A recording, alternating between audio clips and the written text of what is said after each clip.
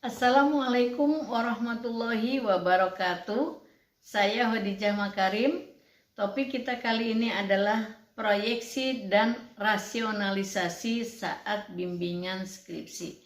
Baik teman-teman sekalian, edisi kali ini saya akan mengangkat masalah kesehatan mental ya. Jadi kaitan ini adalah saya ingin sampaikan kepada teman-teman karena di dalam proses bimbingan sebetulnya apakah skripsi, tesis maupun disertasi itu seringkali di dalam berkomunikasi dengan pembimbing mahasiswa ada yang memiliki ya, saya katakan kecenderungan dan ada yang memiliki kebiasaan melakukan rasionalisasi dan proyeksi untuk menutupi kesalahannya atau kekurangannya di dalam berkomunikasi dengan dosen pembimbing.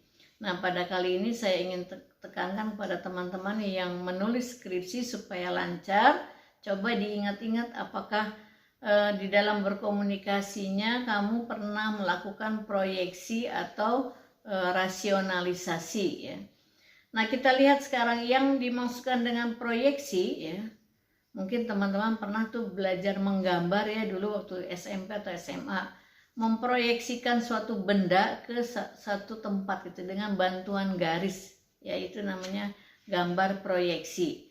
Nah, di dalam kesehatan mental yang namanya proyeksi itu adalah segala kekurangan kita ya, apapun yang kita lakukan salah ya, itu kita melaksanakan suatu proyeksi itu, melakukan proyeksi itu bahwa kesalahan itu disebabkan oleh orang lain, bukan oleh diri sendiri. Jadi apapun yang dilakukan kita yang salah itu adalah disebabkan oleh orang lain. Jadi kesalahan-kesalahan yang terjadi pada diri kita bukan kita yang salah, tapi orang lain.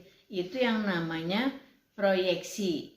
Nah, supaya paham, saya mau kasih contoh. Mungkin juga ini sebetulnya bukan hanya untuk mahasiswa yang sedang menulis skripsi, buat teman-teman siapa saja belajar, mahasiswa yang sedang kuliah di semester 1, 2, 3, dan 4 yang belum melaksanakan proses skripsi, mungkin pernah mengalami misalnya begini, ketika ujian akhir semester nilainya jelek, ditanya misalnya oleh keluarganya, kenapa nilaimu jelek? Dosennya sih galak gitu ya. Sebetulnya sih materinya bagus, tapi dosennya galak, jadi saya takut. Jadi ketakutan itu menyebabkan saya nggak bisa berpikir jernih, nilainya jadi jelek misalnya. Atau mungkin menyalahkan soal, ya Allah soalnya susah banget gitu, soalnya nggak seimbang, nggak sesuai dengan apa yang diberikan di kelas misalnya. Soalnya melenceng gitu, dosen itu bikin soal nggak sesuai dengan yang dikuliahkan. Berarti dia melaksanakan proyeksi dengan menyalahkan soal. Yang pertama tadi menyalahkan dosennya yang salah, yang kedua soalnya yang terlalu sulit dan tidak sesuai dengan materi kuliah. Kemudian yang ketiga mungkin pengawasnya terlalu ketat gitu, jadi tegang gitu. Akhirnya saya nggak bisa berpikir dengan baik gitu. Yang ketiga tuh ya, atau yang keempat, gimana tuh ya di rumah itu kondisinya tidak kondusif gitu. Jadi saya belajar itu, kalau misalnya ini yang bertanya orang lain ya, bukan orang rumah misalnya, gimana, habis gimana ya di rumah itu kondisinya kurang kondusif itu, nggak ada dukungan dari keluarga. Jadi berarti dia menyalahkan kondisi rumah dan keluarga ya. Dia sendiri tidak introspeksi diri. Itulah yang namanya proyeksi. Kalau ditelusuri mungkin karena dia kurang belajar atau proses kuliahnya atau proses belajarnya ada yang keliru, ada yang salah. Prosesnya tidak benar pada saat mengikuti proses belajar di kelas atau di kuliah ya. Nah, jadi itulah contoh-contoh siswa atau mahasiswa yang melakukan proyeksi. Nah, sekarang yang kedua, rasionalisasi. Rasionalisasi itu artinya mencari-cari alasan ya. Mencari alasan, tetapi sesungguhnya bukan alasan yang sebenarnya. Merasionalkan ya, merasionalkan sesuatu yang salah, dicari supaya bisa diterima oleh orang lain. Nah, itu namanya rasionalisasi. Apa Apa contohnya? Karena tadi rasionalisasi adalah bukan alasan yang sebenarnya, maka dicari-cari, dicocok-cocokin gitu, dipas-pasin gitu dengan supaya gini, oh iya masuk akal lah gitu, alasannya seperti itu. Itu namanya rasionalisasi. Nah, coba nanti teman-teman cek apakah pernah melakukan rasionalisasi apa enggak. Misalnya contoh, ini banyak nih misalnya, kenapa pada bulan puasa, misal bulan Ramadan, kenapa kamu nggak puasa? Saya kan sakit mah gitu, jadi saya nggak kuat kalau puasa. Nah, kita lihat apakah betul ada sebab akibat orang yang sakit mah itu kalau berpuasa mahnya kambuh misalnya, atau dia pernah punya pengalaman seperti itu, ya. Jangan-jangan sesungguhnya memang nggak kepingin berpuasa, nggak ingin melaksanakan puasa. Ya kan? Berbeda dengan orang yang punya kekuatan niat yang kuat gitu, walaupun saya sakit mah saya tetap puasa, maka insya Allah akan ada keberkahan, malah nanti mahnya malah sembuh di bawah puasa. Kecuali misalnya mahnya yang sudah kronis gitu ya, misalnya kenapa kamu hari ini nggak puasa? Saya mahnya udah kronis, jadi puasanya sehari puasa sehari enggak, karena lagi proses pengobatan. Itu jika benar keadaannya seperti itu, bukanlah rasionalisasi. Itu adalah alasan yang sebenarnya. Tapi kalau karena malas puasa, kan saya sakit mau jadi nggak puasa, itu berarti rasionalisasi. Atau bilang sama orang tuanya, mah besok aku nggak puasa ya, aku kan mahnya lagi kambuh. Padahal sebetulnya di balik itu adalah malas untuk melaksanakan puasa, bukan karena mahnya kambuh. Ya kan? Itu contoh satu. Yang kedua, misalnya ketika kamu misalnya mau melaksanakan proses bimbingan, misalnya contoh mau ketemu janji dengan dosen atau gitu ya. Ini kalau misalnya kan sekarang udah ada mulai tuh bimbingan tatap muka misalnya. Ada yang masih online, ada yang sudah mulai melakukan bimbingan tatap muka dengan menggunakan protokol kesehatan tetap misalnya. Itu ketika mau berangkat, hujan turun misalnya. Kemudian berusaha mencari-cari cara untuk membatalkan janji dengan dosen. Bu, Pak, gitu saya nggak bisa berangkat, gimana ya soalnya hujan. Nah, kalau memang karena hujan itu betul-betul deras luar biasa dan menyebabkan kamu batal, itu berarti bukan rasionalisasi. Tapi kalau hujannya sedikit aja, kemudian emang intinya memang malas berangkat, berarti hujan adalah alasan yang dibuat-buat, itu rasionalisasi. Intinya males berangkat gitu, ya.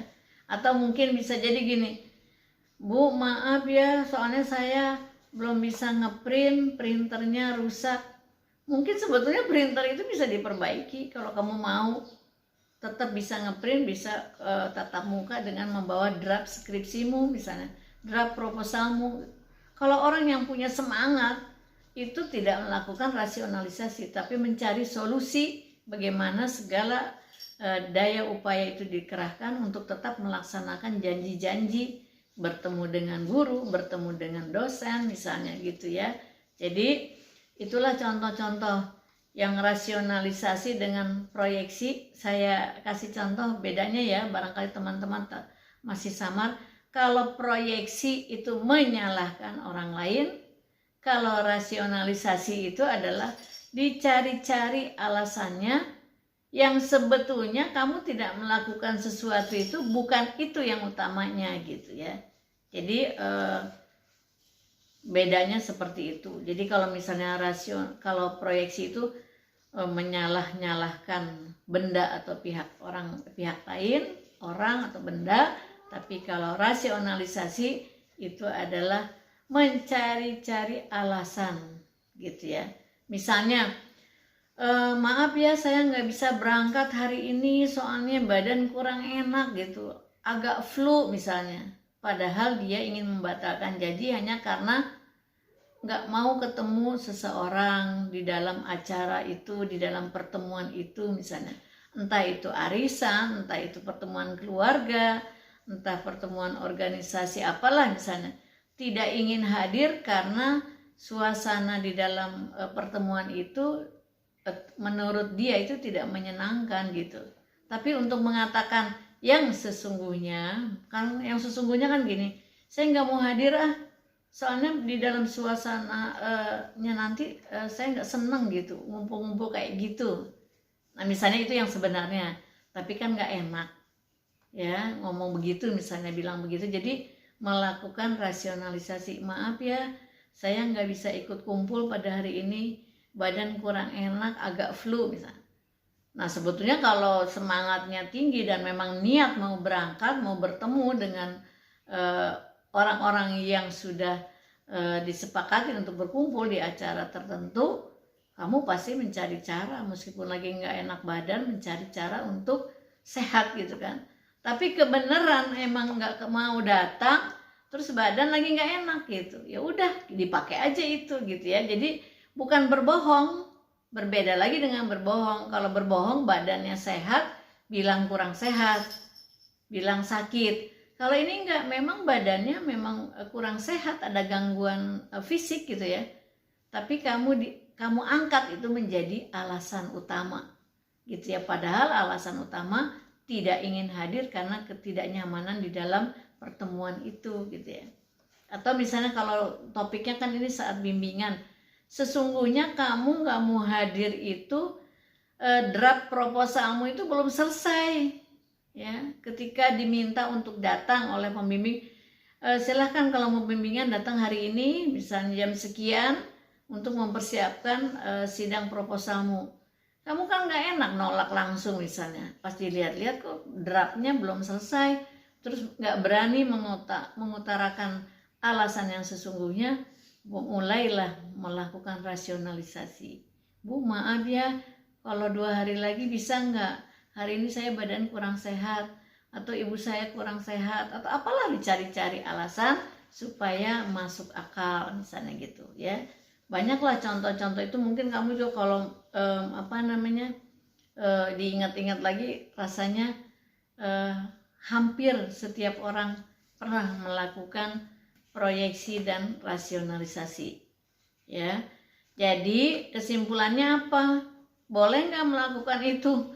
Kalau memang sesekali ya dan dibutuhkan, itu masih dalam batas yang normal ya, wajar-wajar saja, berarti masih sehat mentalnya.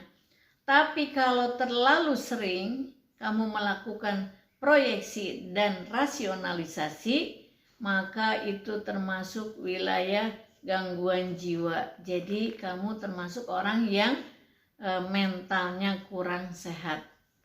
Baik teman-teman sekalian, marilah kita sama-sama introspeksi diri untuk menghindari kebiasaan melakukan rasionalisasi dan proyeksi. Bagi pelajar, belajarlah dengan baik supaya kamu tidak usah melakukan